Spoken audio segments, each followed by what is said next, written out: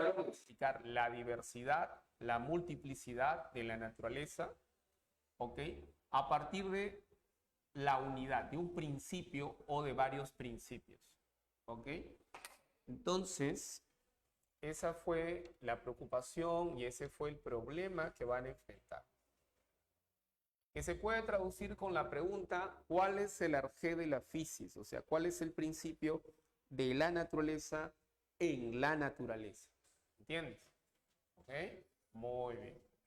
Entonces, lo que vamos a hacer ahora es un inventario. Vamos a hacer un inventario, ¿ya? Un recuento, un inventario de los presocráticos.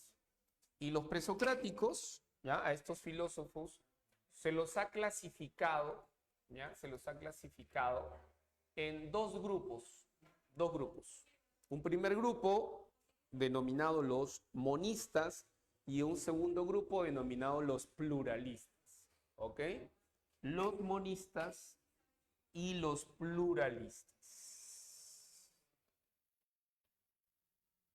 ¿Por qué monistas? Monistas porque postulan un principio. Ah, ya entiendo.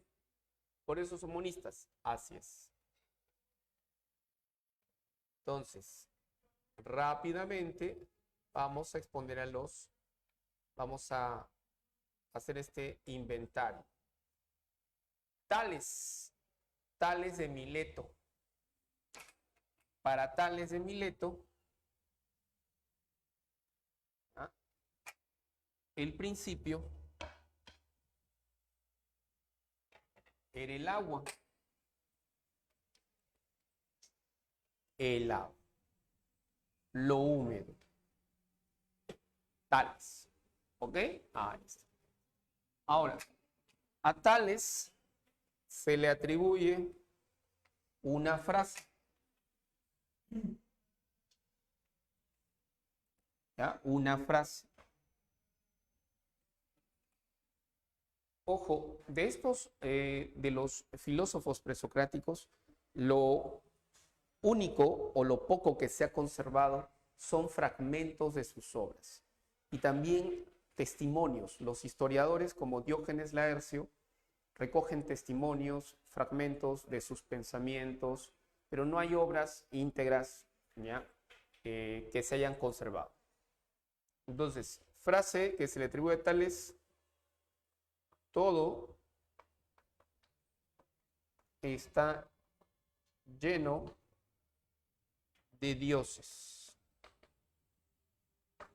La palabra dioses, cuidado, no hay que interpretar esa palabra de manera literal, sino de manera metafórica.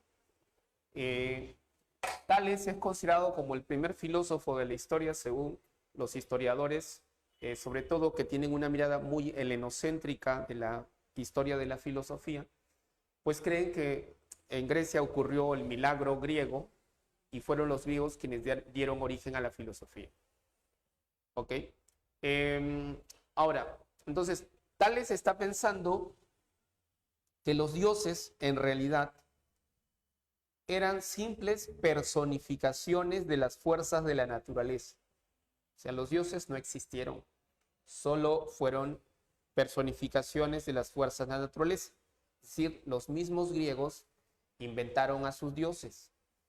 ¿Ya? Entonces, cuando Tales sostiene que todo está lleno de dioses, no se está refiriendo a los dioses como tal, sino se está refiriendo a fuerzas que gobiernan la naturaleza.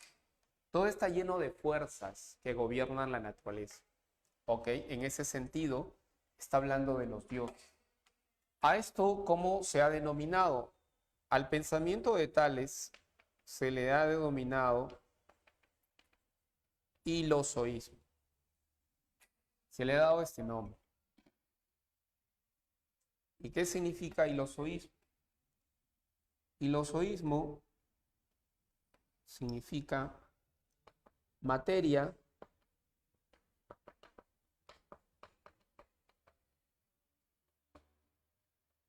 y vida. O sea que la naturaleza, que es física, que es material, está llena de vida, está llena de fuerzas. sea, hay fuerzas que animan la naturaleza, que hacen que la naturaleza esté en movimiento. ¿Ok? Eso en relación a Tales. Ahora, la explicación de Tales no era del todo convincente. Entonces, aparecieron otros filósofos que postularon otros principios. ¿Ok? Entonces, tenemos a Anaximandro. ¿Ok? Anaximandro. Y Anaximandro va a postular como argel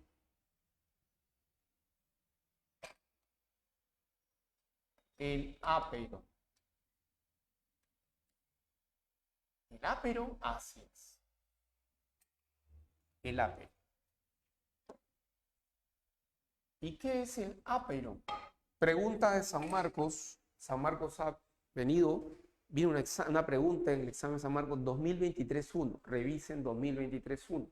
Preguntaron por el ápero de Anaximandro. El ápero significa lo indeterminado. Lo indeterminado. Lo infinito. Lo ilimitado.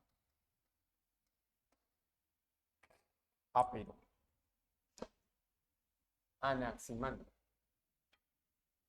¿Ok? Anaximandro. Pero esa explicación no era del todo convincente para los filósofos. Y es así que postularon otro principio. ¿Entiendes? ¿Ya? Aparece entonces Anaxímenes. Y Anaxímenes postuló como argel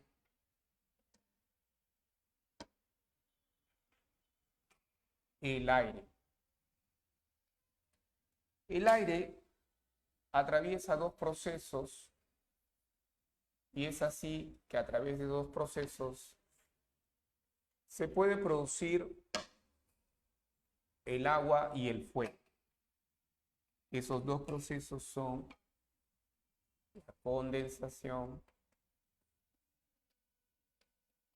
y la rarificación o rarefacción.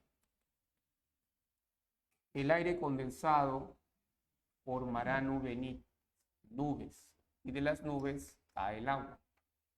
El aire rarificado o el aire liberado en el espacio, ¿no?, hace posible la combustión. La combustión. Es decir, el fuego. El fuego.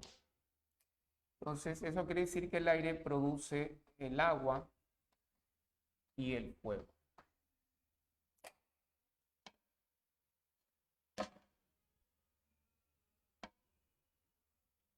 Ahí está.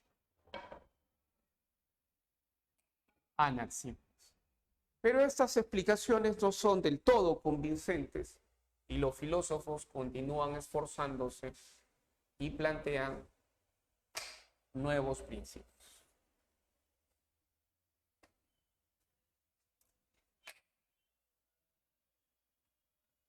Pitágoras. Pitágoras va a plantear como argel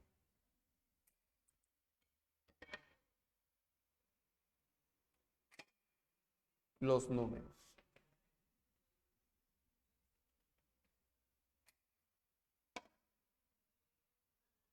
Los números. Para Pitágoras, la naturaleza tiene un orden matemático. ¿Ok? En la naturaleza hay una armonía matemática.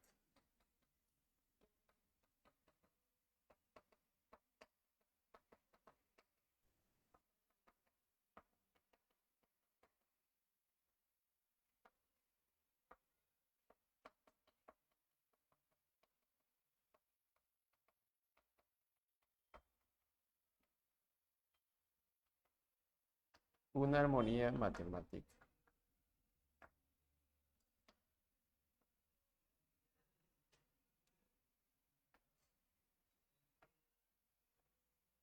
¿Ok? Armonía matemática. Pitágoras también sostuvo de que el alma es inmortal, el alma no muere con el cuerpo. El alma es inmortal.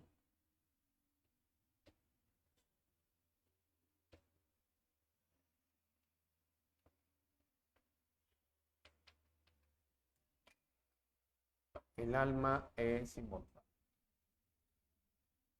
Es decir, que el cuerpo es la cárcel del alma. Esa creencia también la encontramos en Platón, ¿ya? Después de Pitágoras, pues Platón recibe influencia pitagórica que tiene que ver con esta concepción del alma. Incluso la estética platónica de algún modo también tiene una influencia pitagórica. Esta idea, este concepto de armonía en la concepción del arte, de la belleza, proviene también de Pitágoras. ¿Ok? Muy bien.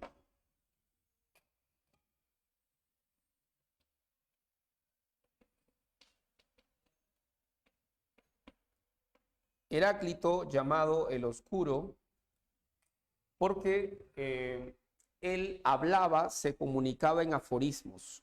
Los aforismos eran frases, sentencias cortas, breves, que encerraban un profundo significado. La gente no lo entendía, por eso lo llamaban el Oscuro. Heráclito postula como arjé el fuego. El fuego. ¿Pero por qué el fuego? Porque el fuego simboliza algo muy importante en la naturaleza. ¿Y qué simboliza de la naturaleza? Simboliza el movimiento. ¿Ah? El fuego simboliza el movimiento, el cambio, el movimiento, el cambio en la naturaleza. Por eso es importante, por eso eligió el fuego, básicamente. ¿Ok? Muy bien.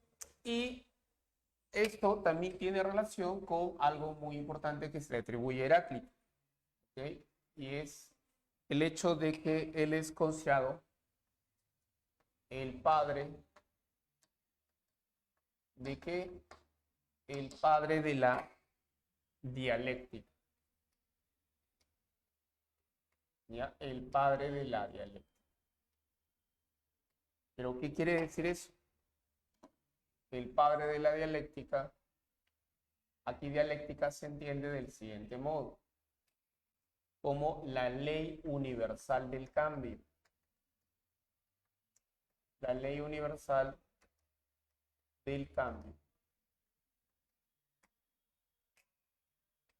¿Ya? La ley universal del cambio por lucha de contrarios, por lucha de opuestos. O sea, todo cambia, todo fluye, dice Heráclito, pero como consecuencia de qué? De la lucha de contrarios, la lucha de opuestos. ¿Ah? La naturaleza cambia por contradicciones, por lucha de contrarios. ¿Ok? Sin contrarios, sin lucha, sin contrarios y sin la lucha entre los contrarios no hay movimiento. ¿Ok? Muy bien. La dialéctica se entiende en ese sentido, en Heráclito. Aquí vamos a mencionar uno de los aforismos más conocidos de Heráclito, el aforismo del río, en el que habla del río, en que se refiere al río.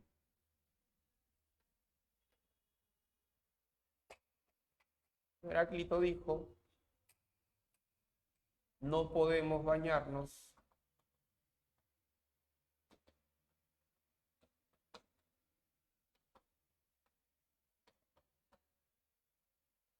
dos veces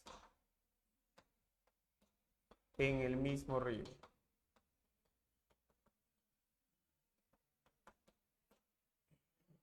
No podemos bañarnos 2 veces en el mismo río. ¿Por qué?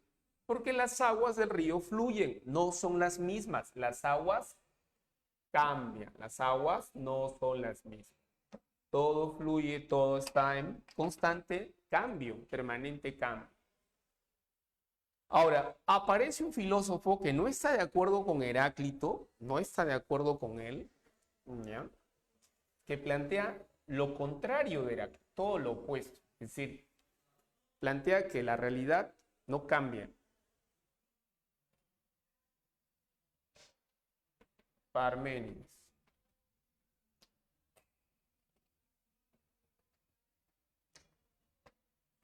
Parménides plantea Muarge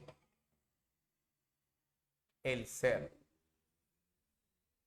El ser. Y el ser se define por sus atributos. ¿Cuáles son los atributos del ser? ¿Qué es el ser? Veamos sus atributos. El ser es, en primer lugar, es único. No hay varios. Es único. ¿Ya? El ser es único. El ser es eterno. O sea, es increado. Nadie lo ha creado. El ser es inmutable. Es inmutable. Y el ser es esférico. Es finito.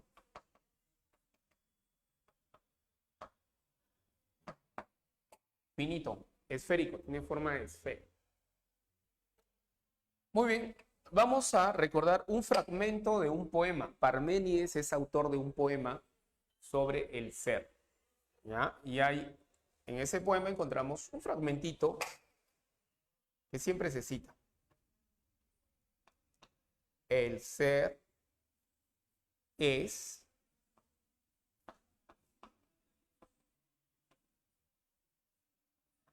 y el no ser no es. ¿Ya? El ser es y el no ser no es. A ver, interpretación.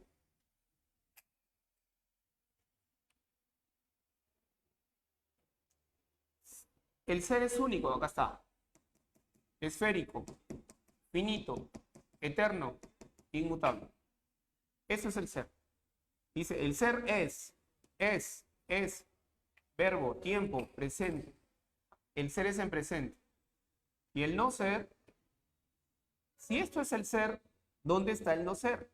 El no ser está fuera del ser. Y esto es el ser, esto es el no ser. Esto es el no ser. ¿Pero qué me dice del no ser? No es. O sea, no existe. Esto no existe, esto no existe. Y este es el presente, este es el pasado, este es el futuro. Y como esto no existe, tampoco existe el pasado, tampoco existe el futuro. O sea, está cancelando el tiempo. Si cancela el tiempo, ¿cuál es la consecuencia? La consecuencia es que no hay movimiento. Es que el movimiento solo es posible en el tiempo, nada más que en el tiempo. Al no haber tiempo, no hay movimiento. El ser es estático. En resumen, lo que Parménides está planteando es que nada cambia. Nada cambia. Pero, profesor, ¿cómo sabe que nada cambia? ¿En qué se basa para afirmar que nada cambia? Se basa en la razón. Nada cambia y el fundamento de que nada cambia es un fundamento racional. El fundamento de que nada cambia se basa en la razón. ¿Ya? El fundamento se apoya en la razón. El fundamento es la razón. Parménides confía en la razón, no en los sentidos. Los sentidos son fuente de engaño. Él confía en la razón, no en los sentidos. la verdad que él plantea, la tesis que él defiende, se fundamenta en la razón. El fundamento es la razón, no los sentidos. Los sentidos son fuente de engaño. Por eso Parménides dice, ser y pensar son lo mismo. Solo se puede captar el ser a través de la razón. ¿Ok? Muy bien. Ahora, después de Parménides viene un filósofo también monista y con él terminamos con el monismo para ingresar al pluralismo. Me refiero a Genófanes. Genófanes postuló como arjé la tierra. La tierra. ¿Ok? La tierra.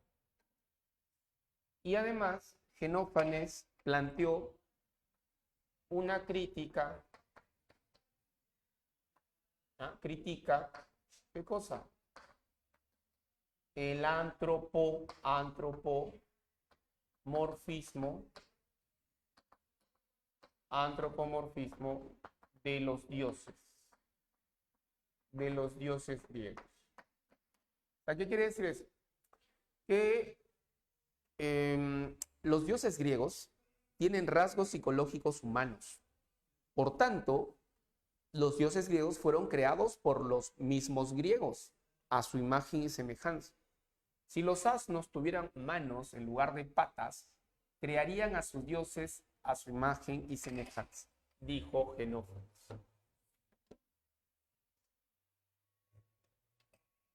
Muy bien, monistas, ahora los pluralistas. Los pluralistas. ¿Ok? Pluralistas. Comenzamos con Empédocles. Empédocles. Para Empédocles, ¿no? Arjé son los 4 elementos, o también llamado 4 raíces. 4 elementos o raíces. ¿Cuáles son? El agua, el aire, el fuego, la tierra.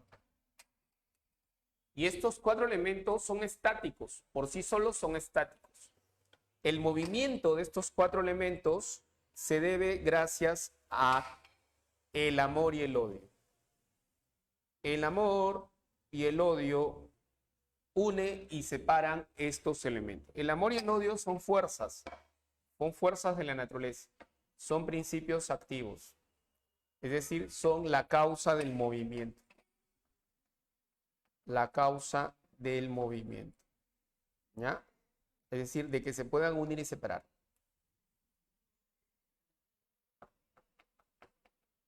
Unen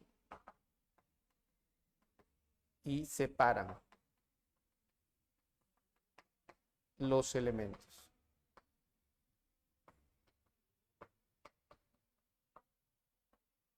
Los elementos. Empédocles. Luego de Empédocles viene Anaxágoras.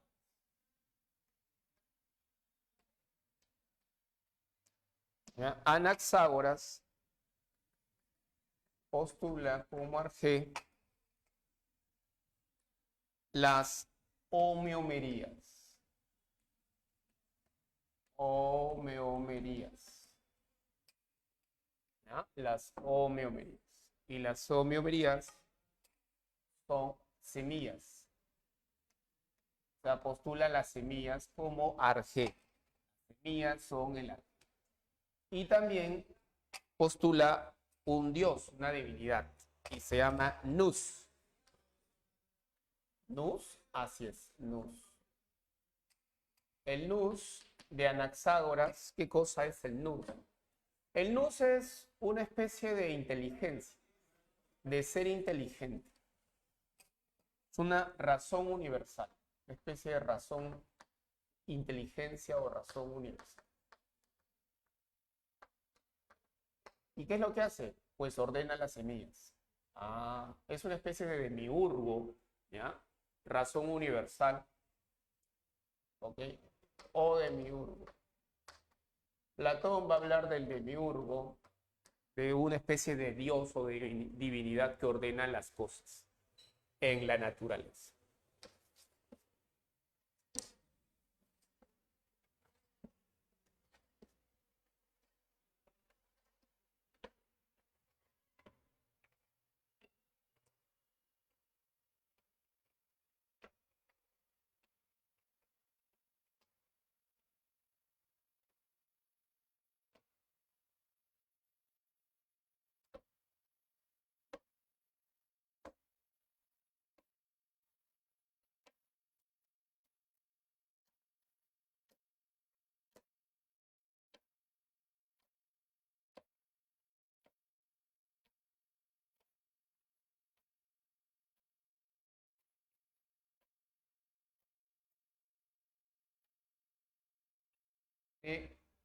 Demiurgo.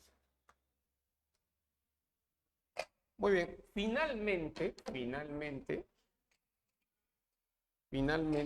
tenemos a Leucipo y Demócrito.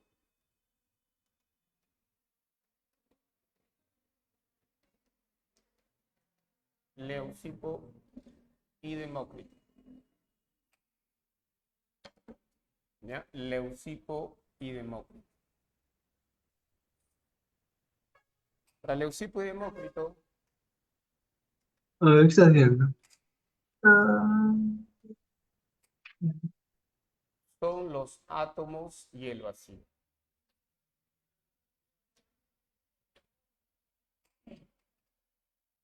Los átomos y el vacío. Los átomos son partículas de ser en el lenguaje parmenidio y el vacío es el no ser. Ahora resulta que existe tanto el ser como el no ser. Entonces, cada átomo es una partícula de ser. O sea, tiene los atributos del ser parmenidio. El ser existe, es una partícula, es un átomo, indivisible e invisible. El no ser también existe. Claro, Parménides negaba la existencia del no ser, o sea, el no ser no es.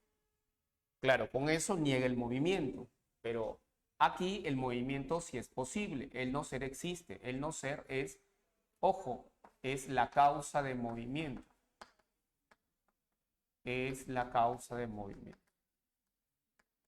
Es decir, el vacío sirve para explicar el movimiento, produce el movimiento de los átomos. El ser existe y el ser es material,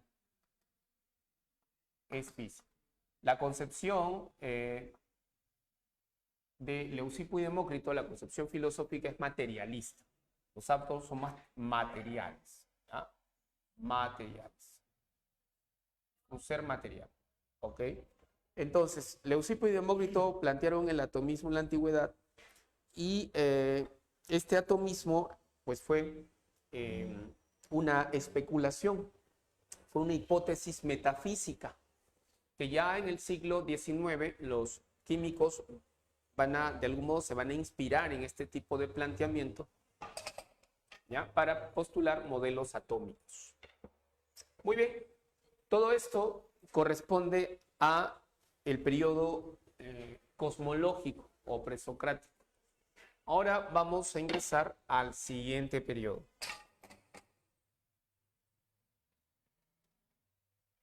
El periodo antropológico. ¿Okay?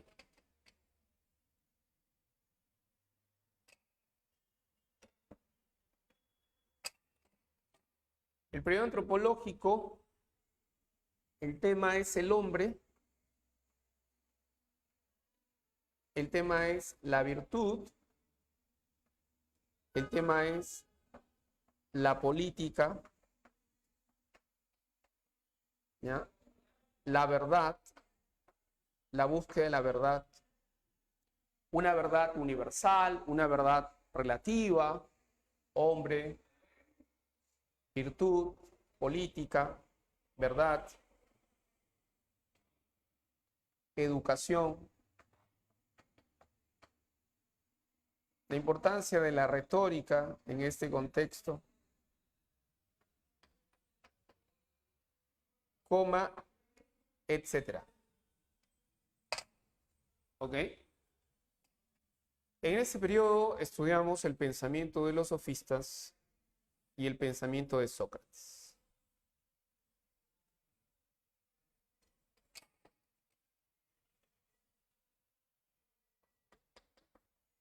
Sofistas y Sócrates.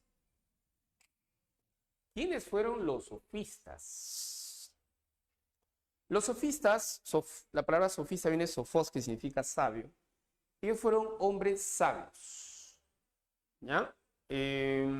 Los historiadores dicen que fueron los ilustrados de la antigüedad, de la antigua Grecia, los humanistas de la antigua Grecia, los primeros pedagogos, los primeros maestros de la antigua Grecia. ¿Ok? Entonces vamos a poner aquí que fueron maestros. Unos maestros que provenían de lugares, de tierras foráneas, extranjeras, maestros extranjeros que cobraban por sus conocimientos. Maestros que cobraban por sus ideas, por sus conocimientos, por sus habilidades.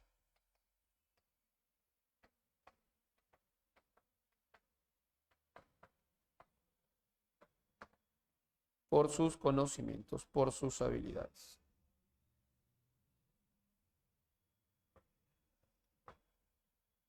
¿Ok?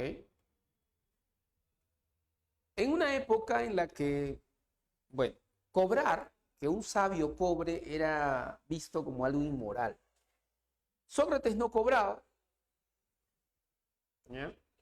Y bueno, es también algo que se le criticaba a los sofistas. Pero hay que tener cuidado porque la palabra sofista tiene una connotación negativa, pero también positiva.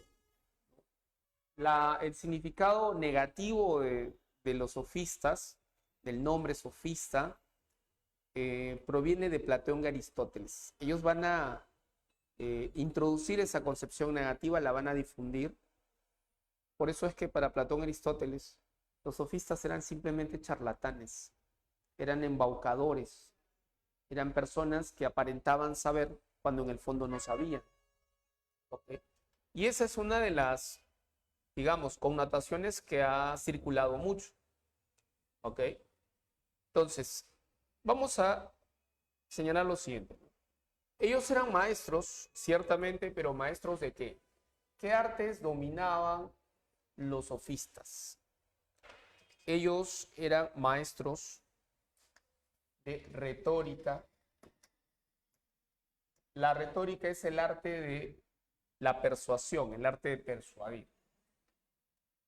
También eran maestros de erística.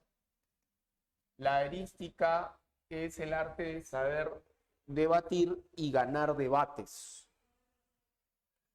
Y también fueron maestros de virtud política. De virtud política. ¿Ya? La virtud política,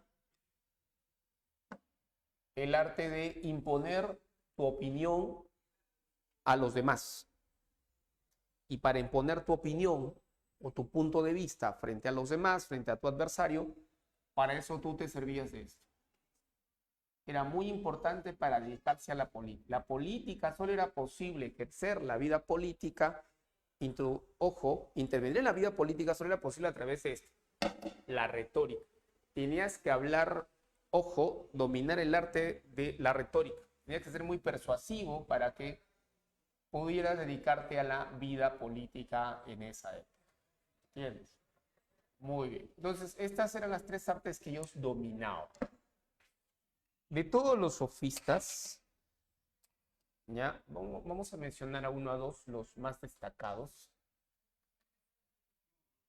Fue Protágoras. ¿Ya? Protágoras. ¿Ok? Protágoras. El sofista viejo de la primera generación, el patriarca de los sofistas. Protágoras es considerado el padre. ¿El padre de qué? El padre del relativismo. Del relativismo. ¿No? Padre del relativismo. ¿Ok? El padre del relativismo. ¿Pero qué quiere decir eso? A ver, recordemos la tesis del Homo Mensura. La tesis del Homo Mensura. Homo Mensura significa hombre medida. Tesis del Homo Mensura. ¿Sí? El hombre es la medida. El hombre es la medida de todas las cosas. Esa es la frase de Protágoras que los historiadores interpretaron y como consecuencia de esa interpretación, los historiadores atribuyen a Protágoras la paternidad del relativismo. ¿Ya? De relativismo subjetivo, aunque a partir de este tipo de relativismo subjetivo se puede derivar y se deriva el relativismo cultural. ¿Ok? Muy bien. ¿Cuál es la interpretación de esta frase, de esta sentencia? Lo que Protágoras está sosteniendo es que el hombre, en un sentido general, universal, ¿ya? En un sentido genérico, incluye tanto al varón como a la mujer. Todo hombre, cualquier hombre, es la medida. Es decir, cada hombre, cualquier hombre, sea varón o mujer, y de cualquier parte del mundo, es el criterio que establece qué es verdadero y qué es falso. La verdad y la falsedad depende de cada uno. Depende del punto de vista de cada uno, depende de la opinión de cada uno. Entonces, esto quiere decir que toda opinión es verdadera. Toda opinión es válida. Toda opinión, ¿ya?, es verdadera. ¿Ya? Toda opinión es verdadera. No importa de dónde venga. Si viene de un profesional, alguien que no ha estudiado, cualquiera. Puede ser un cobrador de combi, puede ser un, no sé, un sacerdote, puede ser una monja o puede ser, no sé, una hetaira, cualquiera puede opinar. Y toda opinión es verdadera, es válida. Quiere decir que cada uno es dueño, cada uno es dueño de qué? De su verdad. Cada uno es dueño de su verdad. Eso significa, es decir, en otras palabras, que toda verdad es relativa. Es relativa.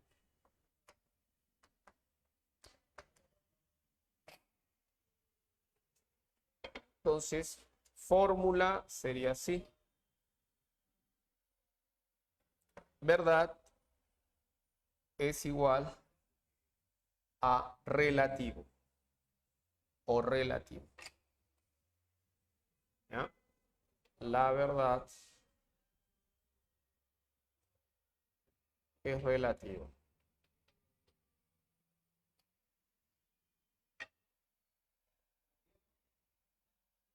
La verdad es relativa. ¿Ok? Muy bien, algo más vamos a agregar sobre Protágoras. Voy a borrar por allá, todo voy a borrar. Necesito 3, 4 espacios. ¿Ok? Voy a borrar ahorita. Aquí vamos a agregar algo. El método de Protágoras, su método, él propuso un método llamado el método de las antilogías. ¿Ya? Método de las antilogías. De las antilogías.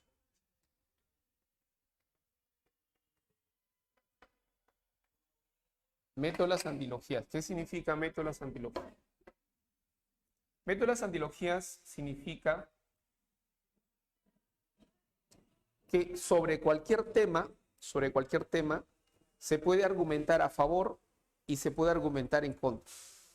Se puede convertir el argumento débil en argumento fuerte y el argumento fuerte en argumento débil. ¿Ya? Método de las antilogías. Además de eso, Protágoras también adopta una postura agnóstica frente a Dios. Adopta una postura agnóstica, se le atribuye un agnosticismo, agnóstica, frente a Dios. Frente a Dios. En una ocasión se le preguntó si Dios existe y él dijo, bueno, el tema que planteas es complejo, es oscuro, la vida es tan corta para poder responder ese tipo de preguntas. Esa actitud tiene que ver con una postura agnóstica. ¿Por qué? Porque el agnóstico, en este contexto particular, es aquel que no afirma la existencia de Dios, tampoco niega la existencia de Dios. ¿Ok?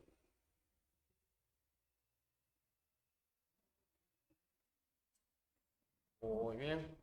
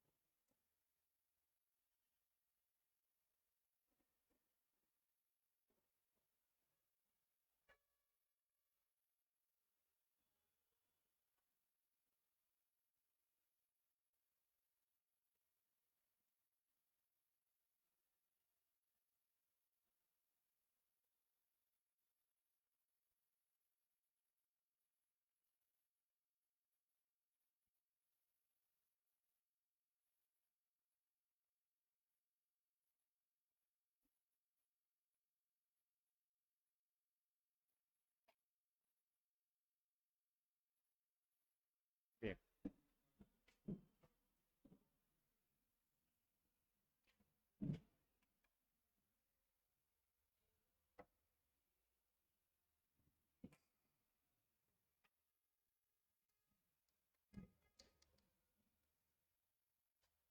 Gorgias es otro sofista.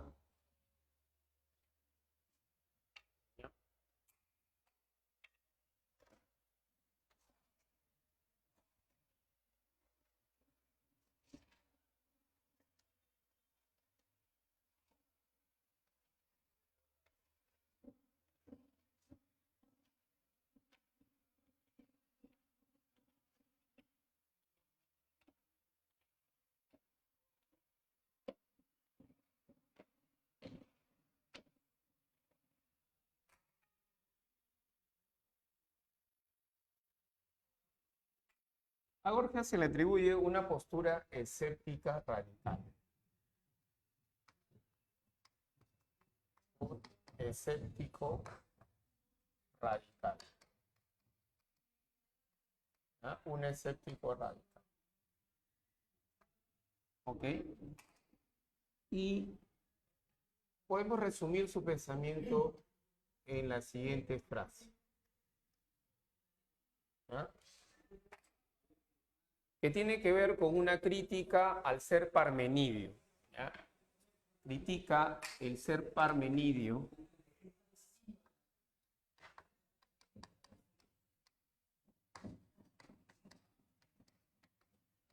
El ser parmenidio.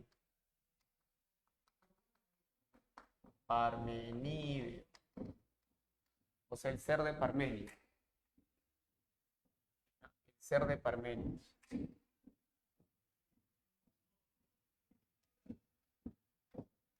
¿Eh? Y entonces, en esa crítica podemos señalar lo siguiente. Niega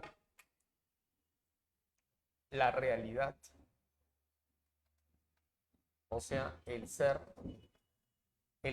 no es, no existe, ¿no? Niega el ser, la realidad. Niega el conocimiento no sería posible. ¿Ya? El conocimiento no sería posible. El conocimiento del ser. Y niega el lenguaje, la comunicación. No hay forma de hablar del ser. No se puede ni conocer ni hablar del ser. Entonces, en la sentencia dice, nada existe. Si algo existiera, sería incognoscible. Nada existe, el ser no existe. Si existiera, vamos a suponer que existiera, sería incognoscible, no se podría conocer. Y si pudiéramos conocer al ser, sería incomunicable. Entonces no podríamos nombrarlo. ¿Ok? Muy bien. Listo. Ahora pasamos a hablar de quién. De Sócrates. ¿Ya? Hablamos de los sofistas. Ahora vamos a hablar de Sócrates. Vamos a ponerlo con el color verde, ¿ya? Para no confundir. Sócrates. ¿Ok? Sócrates. Bien. Entonces, ¿quién fue Sócrates? Porque Sócrates no fue un sofista, Sócrates fue un filósofo. Un filósofo que buscaba la verdad. ¿Ya? Buscaba la verdad. ¿Y qué tipo de verdad buscaba Sócrates? Una verdad universal. Esa verdad universal, ¿ya?, se obtiene a través de las definiciones. De las definiciones. Sócrates buscaba definiciones. Definiciones. ¿Ok? Por eso es que en los diálogos de Platón encontramos la pregunta, y aparece en todos los diálogos la pregunta por el qué es. Esa pregunta es una pregunta por las definiciones. Está buscando definiciones. ¿Ok? Muy bien. ¿Qué más? También encontramos en Sócrates el reconocimiento de la ignorancia. El reconocimiento de la ignorancia. El reconocimiento de la ignorancia. A eso se le ha llamado docta ignorancia. Se le llama. Docta ignorancia. Docta ignorancia. ¿Ya? Docta ignorancia. Docto, saber, el que sabe. ¿Pero qué sabe? Sabe que no sabe. Se sabe a sí mismo como un ignorante. Recuerda que eso está asociado a la frase de Sócrates. Sócrates decía, solo sé que nada sé. ¿Ok? También es importante recordar el método socrático. El método socrático. ¿Okay? A través del método socrático, ¿qué es lo que busca Sócrates? Busca establecer definiciones. ¿Ok? Busca definiciones. ¿Ah? Definiciones. Definición. Busca establecer una verdad universal. ¿Ok? Por eso son muy importantes las preguntas que uno pueda plantear. Por eso Sócrates siempre pregunta, en los diálogos aparece la pregunta, ¿ya? La pregunta, ¿qué es? La pregunta por el ¿qué es? Esa es una pregunta por la definición. La pregunta por el ¿qué es? Cuando tú preguntas ¿qué es algo? ¿Qué es el amor? ¿Qué es la justicia? ¿Qué es la belleza? Ya, esas preguntas son preguntas que buscan esto, definiciones. ¿Ya? El T-Sting de los griegos.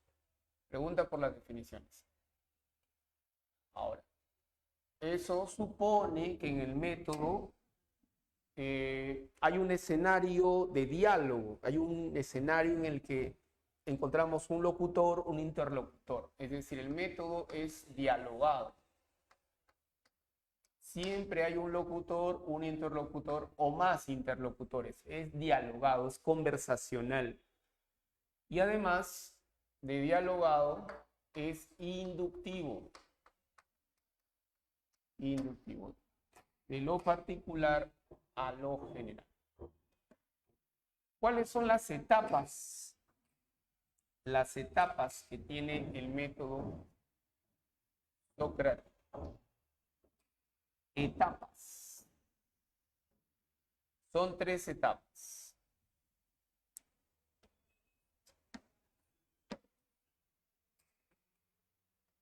¿Cuáles son?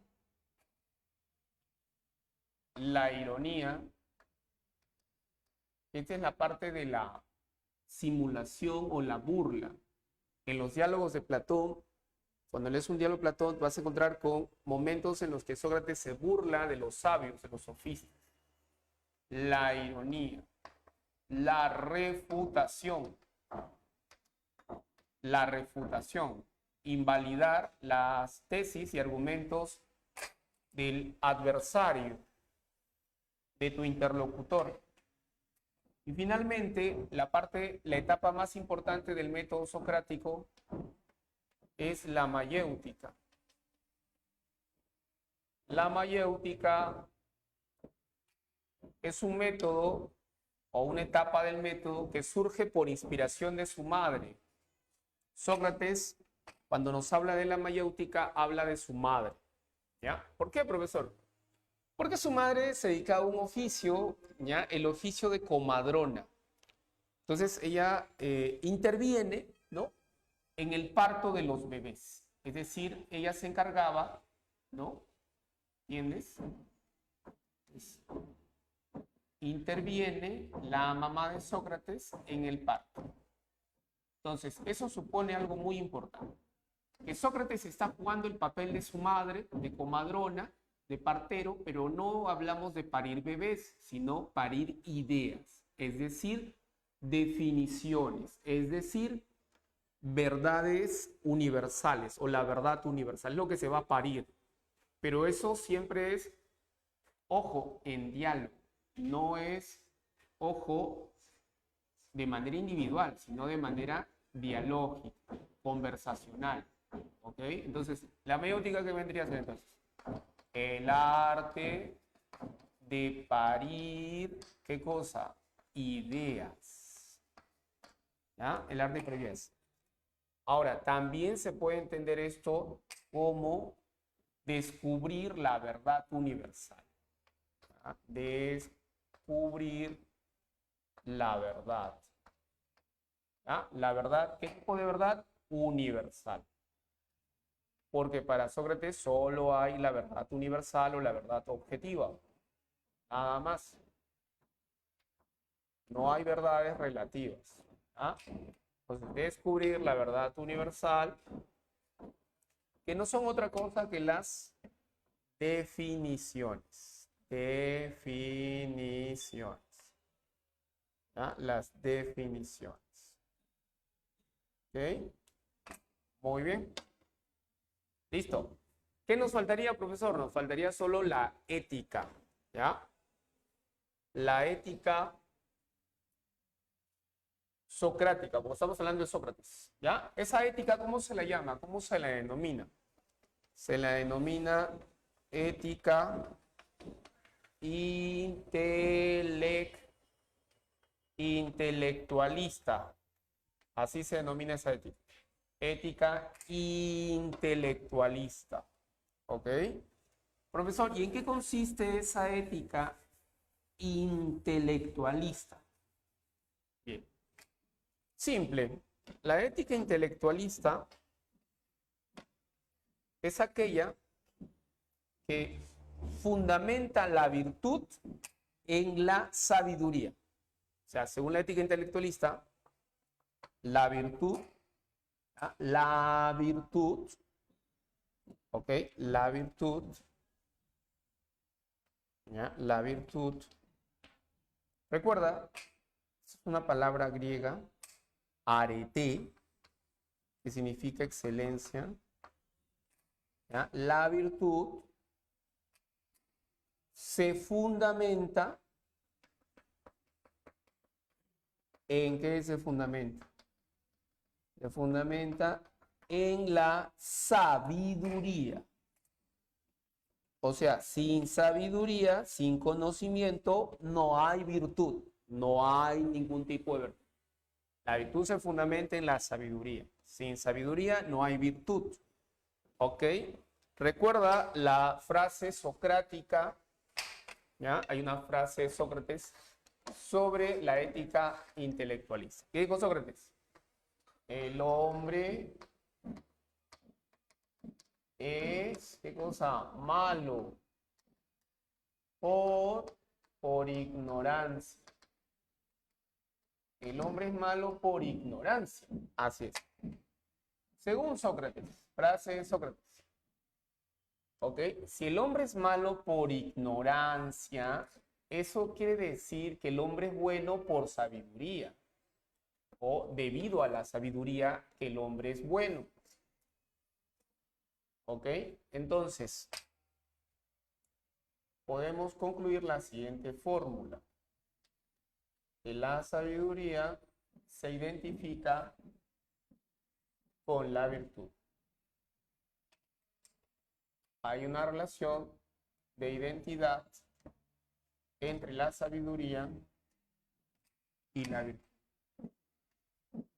Si el hombre posee conocimiento, es virtuoso. En la medida de que conoce, es virtuoso. ¿Ok?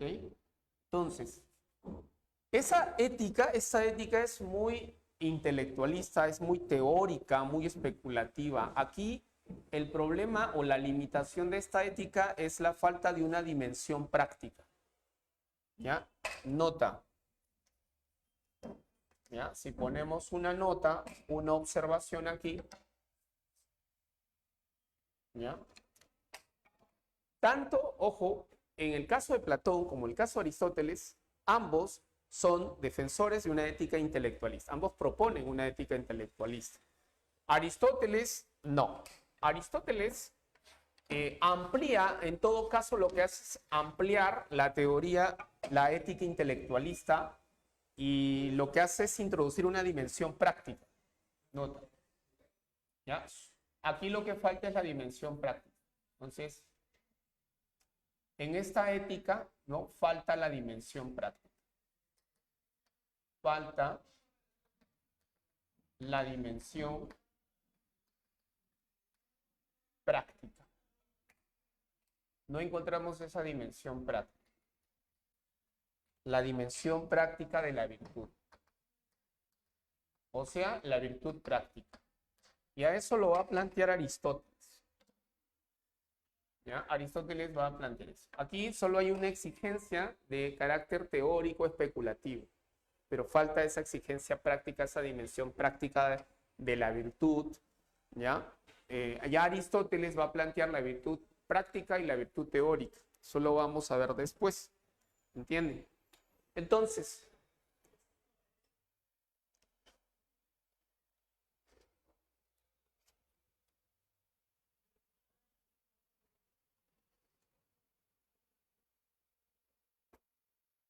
¿A qué hora termina a las 12?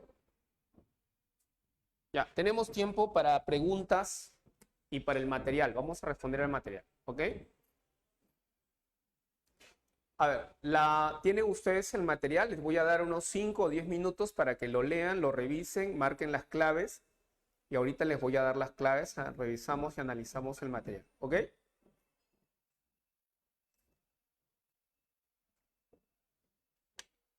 Si tienen preguntas, muy bien, preparen sus preguntas. Y respondemos a las preguntas. ¿Ok?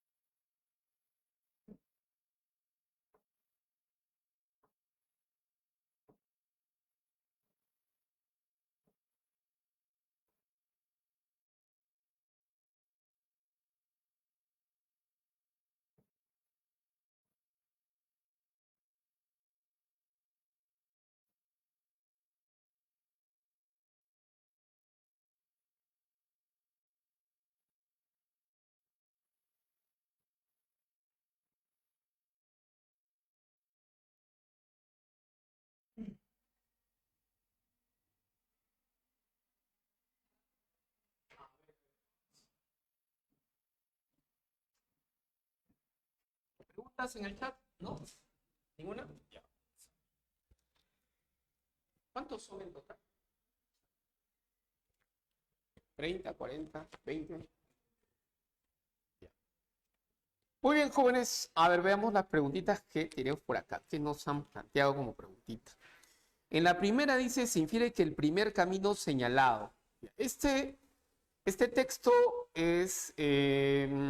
parece una adaptación o parece la obra de Parménides, el poema que escribió Parménides sobre el ser. Él escribió un poema dedicado al ser.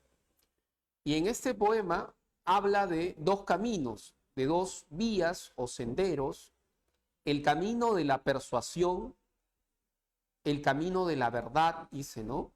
Uno que es y que no es posible que no sea.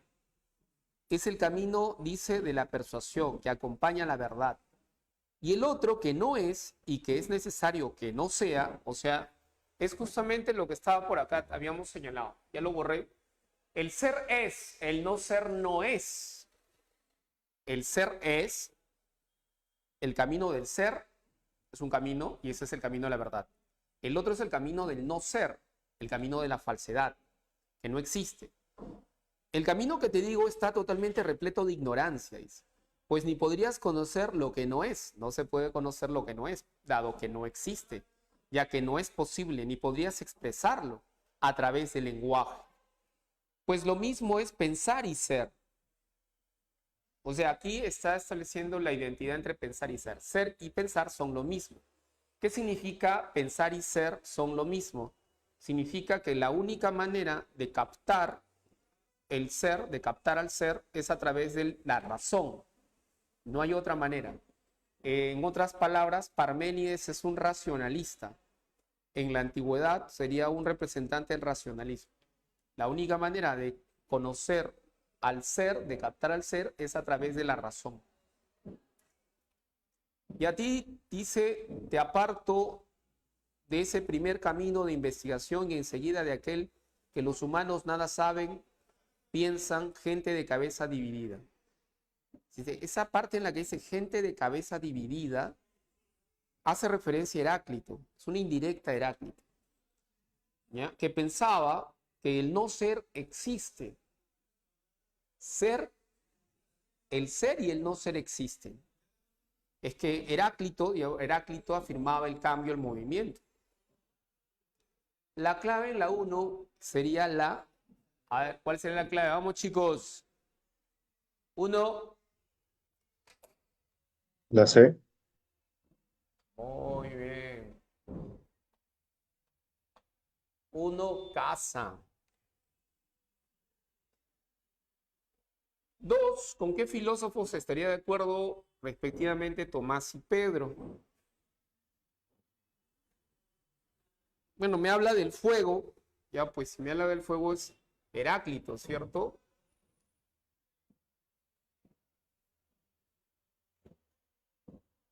Y luego los átomos y el vacío.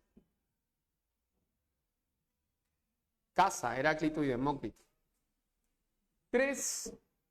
Con la respuesta de qué filósofo griego se quedó Violeta. Bueno, aquí dice que nos habla de los 4 elementos, ¿no? Agua, tierra, aire, fuego. Entonces, se refiere a Empédocles.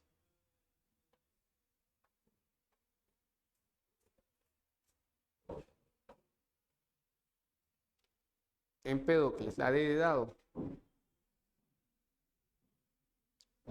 4.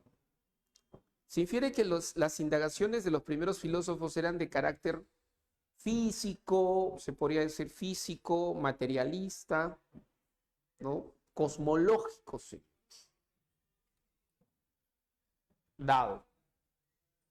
5. Con relación a la existencia de un árbol, podemos suponer que Tales argumentaría que más allá de las apariencias, el agua es el fundamento de su existencia, ya que sin ella el árbol no viviría. El concepto aludido es el de Argé, pues. El de Argé. 6. Heráclito, filósofo presocrático conocido como el Oscuro, afirmó que nadie se puede bañar 2 veces en el mismo río. Esta expresión significa que para nuestro filósofo lo real es que todas las cosas se encuentran en constante cambio. Casi. 7. De lo leído se infiere que habla de la enseñanza en Atenas en el siglo V. La palabra no es en absoluto despectiva, sino todo lo contrario. La palabra sofista designa hombres hábiles y sabios que son capaces de transmitir a otros su ciencia o su experiencia. No tenía un sentido negativo en la segunda mitad del siglo V. 7 había. Quienes son responsables de la mala fama que tiene este nombre, esta palabra, la palabra sofista, en general los sofistas, fueron Platón y Aristóteles. Pero esto fue después, mucho después todavía, ¿ya? Es que el nombre sofista tiene una connotación negativa. 7 vio. 8. Sofistas. De los mencionados, Protágoras, Hipias y Gorgias. La D de dado.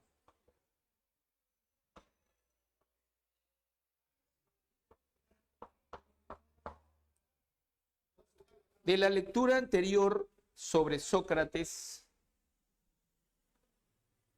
a ver, se concluye en la 9, ¿cuál sería la clave? Germinó Platón y discípulo Aristóteles, dice. Pocos hombres han ejercido una influencia tan profunda y permanente en la historia del pensamiento occidental. Ejemplo, Sócrates. Sin embargo, Sócrates no escribió, no hay obras. Y esto genera un problema. Claro. ¿Por qué? Porque si no escribió, ¿cómo podemos saber con certeza qué es lo que pensó Sócrates? Ajá. Entonces, ¿qué es lo que hacen los estudiosos, los historiadores? Recurren a las obras de Platón, a los diálogos. ¿Ok? Y a, bueno, otras obras, testimonios también de la época, para poder reconstruir el pensamiento de Sócrates. Pero igual resulta sumamente problemático, ¿no?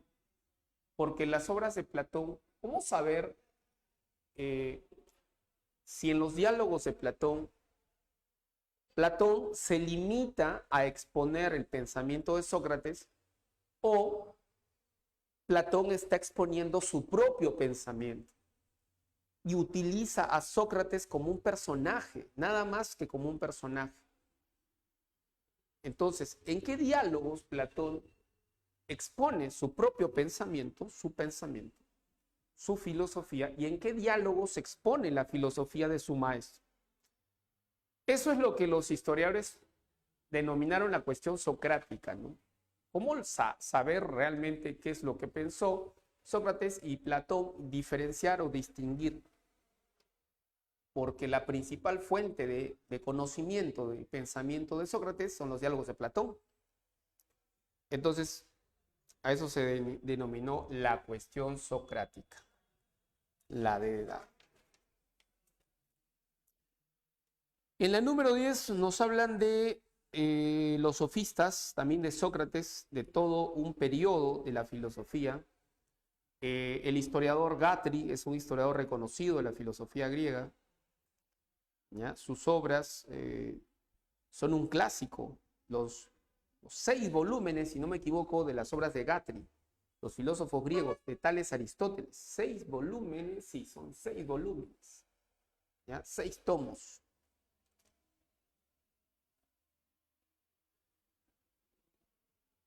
Determine, dice, verdadero o falso. Señale el valor de verdad o de falsedad. El autor señala la coincidencia absoluta entre las ideas de Sócrates y los sofistas. ¿Coinciden de manera absoluta? No, no, no, no, no. Por el contrario, hay diferencias, ¿ya? Hay diferencias, grandes diferencias entre sofistas y Sócrates. Principalmente la verdad. La verdad para los sofistas era relativa o simplemente no había una verdad absoluta. Para Sócrates la verdad era universal, ¿ya? La verdad es universal. Principal diferencia entre ellos, entre otras diferencias. ¿Ok? Eso sería falso, entonces. 1, falso. 2, ¿se deduce de la lectura que para Sócrates el diálogo es importante? Sí, verdadero. 3, ¿el socratismo puede ser considerado como una teoría sistemática de cada... No, no, no, no. El autor no concluye, no afirma que el socratismo, el pensamiento, pueda ser una teoría acabada, sistemática. No, no hay ese tipo de conclusión ni afirmación en el texto. Cuidado. El autor resalta la relevancia que tuvo el concepto. El concepto se refiere a la definición, a la búsqueda de definiciones. Sí, Sócrates buscaba definiciones o conceptos. Verdadero. La clave en la 10 es la verdad. 11. Refulio, estudiante de filosofía de San Marcos, debido a que todas las cosas existentes se encuentran en constante cambio o transformación, no se puede defender la existencia de esencias. No, no se puede, no hay esencias. Es decir, realidades permanentes, estáticas, inamovibles. A partir de esto, se concluye que simplemente nada es, no, el ser no existe, ¿ya? Esta perspectiva filosófica tiene semejanza con... Acá hay una crítica a Parménides, dado que él afirmó que el ser es estático, ¿ya? Es inmutable. Entonces es una crítica al ser parmenidio, y esto está asociado al pensamiento de Gorgias. Y en la 12 dice verdadero o falso. A ver, ¿el reconocimiento de la propia ignorancia es fundamental en Sócrates? Sí, sí es fundamental. ¿La ironía representa el objetivo principal? No, no, no. La ironía no. No es la principal etapa del método socrático. Lo principal es la mayéutica, no la ironía. Falso. La filosofía socrática defiende la importancia de las definiciones. Verdadero. Correcto. Las definiciones. ¿Establece una identidad entre sabiduría y virtud? Sí, correcto. Una relación de identidad entre sabiduría y virtud. Verdadero. Entonces la clave sería avión. Avioncito sería la clave. ¿Ok? Avioncito. Bien. ¿Alguna consulta? A ver, duda, pregunta, consulta.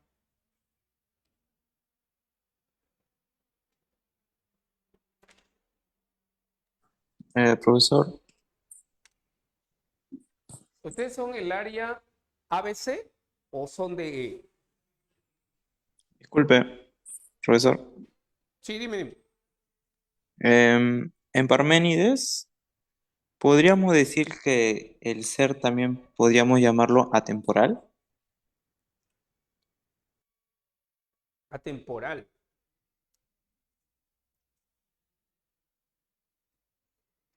Sí, en realidad el ser parmenidio está fuera del tiempo, ¿no? Aunque el único tiempo que se puede afirmar es el tiempo presente. O sea, cuando Parménides dice que el ser es, ¿ya? El ser es. Lo que te está diciendo es que el ser existe. Y la existencia del ser es una existencia que supone un tiempo. El tiempo tiene tres determinaciones. No puede ser el pasado ni el futuro, es el presente nada más. Ahora, atribuirle eternidad, que el ser es increado, es eterno, ya supone un tiempo. Ya supone situar al ser en el tiempo, pero no en el tiempo pasado ni en el tiempo futuro, sino en el tiempo presente. Pero sostener que el ser solo existe en presente, en un eterno presente, ya es de algún modo quitarle una temporalidad en el sentido de que la temporalidad siempre está sujeta a estas determinaciones. Y si es un ser temporal, el ser tendría que cambiar. Justamente para evitar la idea de movimiento, el movimiento, entonces tiene que cancelar el tiempo. Es por eso que algunos dicen que el ser es intemporal, que el ser no es temporal, porque si el ser fuera temporal, eso implicaría que el ser cambie. Entonces, lo que podríamos decir es que el ser parmenidio tiene los atributos que después van a tener las ideas de Platón. Las ideas de Platón, en tanto esencias, en tanto modelos o arquetipos, eran atemporales. Solo, ojo, eran atemporales, ¿ya? En el sentido que no cambian. Las ideas de Platón eran eternas, o sea, siempre han existido. O sea, la eternidad es un atributo de las ideas de Platón, pero ya la eternidad, es decir, es un tiempo, pero no en el sentido de un tiempo en el que las cosas puedan cambiar. Entonces, se puede hablar de que son atemporales, sí, se podría decir eso. Algunos le dan ese tipo de atributos al ser parmenidio, ¿no? O sea, los atributos de Parménides, algunos le atribuyen eso. O sea, los atributos son, uno, que es único. Primero, que es único, no hay varios. Dos, que es increado, que es lo mismo que decir que es eterno. ¿Ya? Y decir que es increado o que es eterno es de algún modo quitarle temporalidad al ser. Que es inmutable y que es finito, cuya forma es esférica. Entonces, la falta de tiempo, la temporalidad, algunos destacan ese aspecto en el ser. Pero eso es algo que se deriva del carácter eterno del ser. ¿Entiendes? Del carácter eterno del ser. ¿Ok? En ese sentido, se podría derivar esa cualidad o ese atributo al ser. ¿Entiendes? Si es correcto lo que estás diciendo. Así se podría derivar eso. Ok, gracias.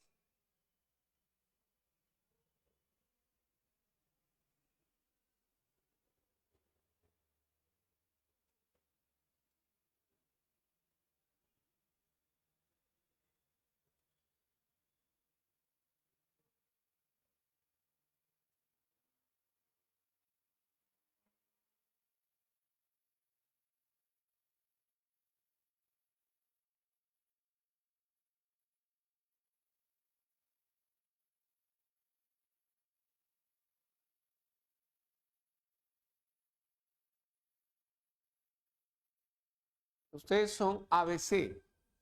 ¿Mm? En el virtual recuerdo que la semana pasada, claro, ABC virtual. Ujú. Ya. Luego viene el semestral virtual, el DE. Ya. Ujú.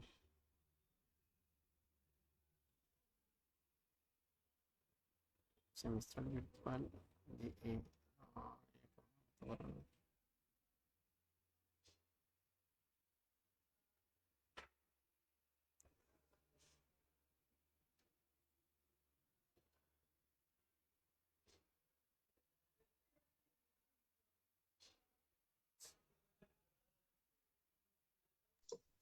Profesor,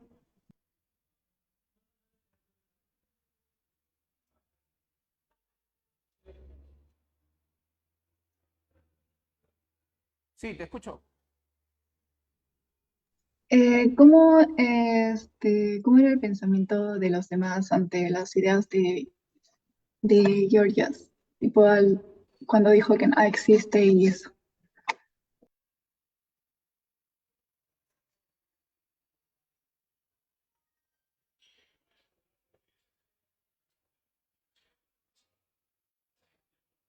Bueno, depende, ¿no?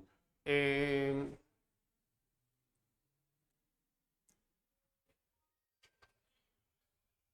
la crítica de Gorgias, recuerda que es un sofista. Es un sofista. Y el sofista se vale de recursos retóricos para imponer su verdad, su punto de vista. No necesariamente lo que Gorgias esté sosteniendo es cierto o verdadero, o incluso que él mismo esté convencido de lo que está sosteniendo. El objetivo es vencer a su adversario. El objetivo es refutar a Parménides, más allá de que lo que se afirme sea cierto. O sea, que negar la realidad, que nada existe, que nada es, que el ser no existe, parece más un recurso retórico para cuestionar a Parménides. Ahora, entonces, si el ser es la realidad, si el ser es igual a la realidad no existe, no es. Pero el propósito no es negar la realidad como tal, es vencer o refutar a Parménides, quien decía que el ser existe. El ser es, pero es únicamente en presente. O sea, lo que Parménides estaba defendiendo es la inmutabilidad de la realidad, es decir, que el ser no cambia. Más bien Gorgias lo que está tratando de demostrar que eso es falso, ¿no? Que el ser no existe. Es decir, que esa realidad que él concibe, que Parménides concibe, o que el ser que concibe Parménides, ojo, como inmutable, es falso. ¿Ya? Es falso porque más bien la realidad, ojo, es distinta, es diferente. ¿Ya? Y eso tiene que ver con el no ser. O sea, en otras palabras, la realidad, en la realidad lo que prima es el ser, lo que existe es el ser y el no ser. Es decir, el ser y el no ser existen en el sentido de que en la realidad hay movimiento, hay cambio. No puede ser que la realidad sea estática, inamovible o inmutable. Por eso es, a ver, vamos a suponer, dice Gorgias, que el ser existe. Ya, vamos a suponer que existe. Le vamos a hacer caso a Parménides. Ya. El ser existe. El problema es que si el ser existe, es incognoscible. No se puede conocer. No hay manera de conocer al ser. Entonces, ahí está planteando una limitación en el ámbito del conocimiento. Es decir, que el sujeto, nosotros, no estamos capacitados para captar el ser, para conocerlo. ¿Ya? Y eso puede tener relación en el sentido de que podríamos apelar al relativismo. Es decir, que cada uno tiene sobre el mundo un punto de vista distinto, un parecer, una percepción distinta. ¿Me entiendes? Entonces, no podríamos tener un conocimiento objetivo del ser, dado que cada individuo tiene su propia opinión acerca del ser. La razón no sería suficiente facultad para poder llegar al conocimiento del ser. Entonces, el ser no es como tal, porque la realidad no es tal y como Parménides está afirmando que es, y además, si existiera, vamos a suponer, es incognoscible, no podríamos llegar a conocer al ser. Nosotros somos incapaces de captar o conocer al ser. Entonces, ahí está planteando una limitación desde el punto de vista cognitivo del ser humano. Y eso está asociado también a una suerte de escepticismo radical, que es algo que va a aparecer después en las escuelas del periodo helenístico romano. Hay una escuela que se llama escepticismo radical. Ya. Los escépticos radicales son escépticos radicales, ojo, no son relativistas, pero el relativismo, ojo, es importante para entender cómo es que terminan siendo escépticos radicales, porque los relativistas sostienen que cada uno tiene su opinión acerca del ser, su propia idea acerca del ser, y que cada una de ellas es verdadera. Pero la postura escéptica en realidad es una postura extrema, que va más allá de eso, porque eso no se podría sostener. Entonces, aquí el argumento es que el ser humano no puede conocer ni a través de los sentidos ni a través de la razón puede captar el ser. No hay forma de captar ese ser inamovible o estático, porque el ser humano siempre está cambiando, ¿ya? Entonces, algo que no cambia, algo que es inmutable, el ser humano no lo podría captar. ¿Cómo podría captar algo que es inmutable? Y finalmente, el lenguaje. Es decir, si suponiendo que se podría conocer, finalmente el problema es que no podemos nombrarlo, no se puede nombrar eso que es inmutable, que con todos los atributos que Parménides le dio al ser, sería innombrable. Ese lenguaje, no hay manera de nombrarlo a través del lenguaje, sería inefable, inexpresable en palabras. O sea, no podemos conocerlo y no podemos tampoco nombrarlo o decirlo. Entonces, esta imposibilidad del lenguaje, de la comunicación frente al ser, es porque ya estamos hablando de algo que en filosofía se llama metafísico. El problema es justamente afirmar lo metafísico como fundamento de la realidad. Y me parece que Gorgias y los sofistas se están situando en un paradigma distinto del conocimiento. Y ese paradigma distinto del conocimiento no es la metafísica. Los sofistas no eran metafísicos, no eran esencialistas. Ellos no postularon el ser como principio de la realidad, no. Ellos eran más pragmáticos, eran más empiristas y pragmáticos. Su enfoque, su paradigma es muy distinto a un paradigma metafísico de la realidad. Y Parménides inaugura la ontología o la metafísica que luego va a ser continuada por Platón. Y me parece que esta es una especie de recurso retórico, de estrategia argumentativa para enfrentarse a la metafísica occidental, que de algún modo, bueno, Platón es el padre, pero que Parménides ya está introduciendo a partir de la categoría de ser. ¿Me entiendes? Con todos los atributos, ¿no? Inmutabilidad, ¿no? Entre otros atributos que tiene el ser, pero que finalmente el ser humano no podría conocer, no podría nombrar, y en principio porque no existe tal cosa. ¿Me entiendes? Es decir, empíricamente hablando, ¿dónde está el ser? ¿Dónde encontramos al ser? En el mundo de las ideas, dirá Platón después, ahí están las ideas, los seres inteligibles. Me parece que tiene relación con ese tipo de planteamientos o de cuestionamientos, ¿no? Muy bien, chicos, ahí nos vamos a quedar. Cuídense mucho, nos vemos la próxima semana.